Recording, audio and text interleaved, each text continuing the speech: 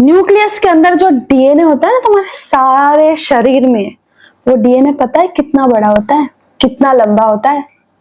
वो होता है 2 मीटर लंबा।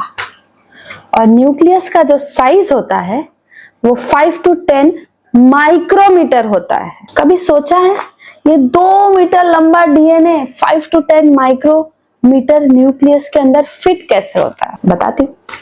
ऑब्वियसली ये तो आपको पता है कि डीएनए रैप होता है, न्यूक्लियस के अंदर फिट होता है, ग्रेट। लेकिन इस डीएनए को रैप कौन करता है?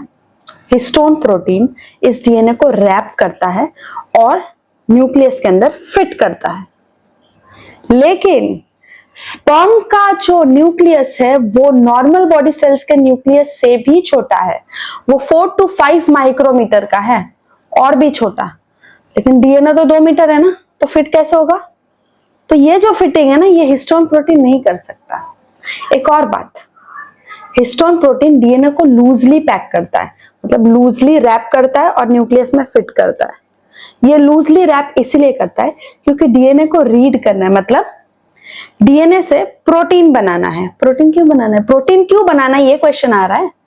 प्रोटीन ही तो जरूरी है हमारे सारे शरीर के लिए, हर काम प्रोटीन करता है ना? इतना समझ आया? अब स्पर्म का जो न्यूक्लियस है वो और भी छोटा है, 4 to 5 माइक्रोमीटर का है। इसमें इतने लंबे डीएनए को कौन फिट करेगा? ये हिस्टोन नहीं कर सकता। ये यहाँ पे जो प्रोटीन आता है वो है प्रोटामाइन प्रोटीन।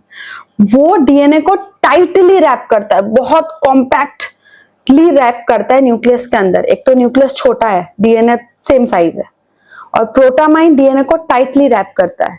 इसका एक रीजन ये हो गया, न्यूक्लियस छोटा है। दूसरा रीजन, इस डीएनए को प्रोटीन नहीं बनाना है। स्पर्म के डीएनए को क्यों प्रोटीन बनाना है? स्पर्म के डीएनए को बस जाना है एग तक, फर्टिलाइजेशन करना है। स्पर्म को फास्ट स्विम करना पड़ता है, इसलिए कॉम्पैक्ट हेड चाहिए। इसलिए भी टाइटली पैक होता है क्योंकि डीएनए का डैमेज ना हो। बस ये कुछ रीजन है, इसलिए टाइटली पैकिंग होते हैं। मिलते हैं नेक्स्ट वीडियो में। बाय।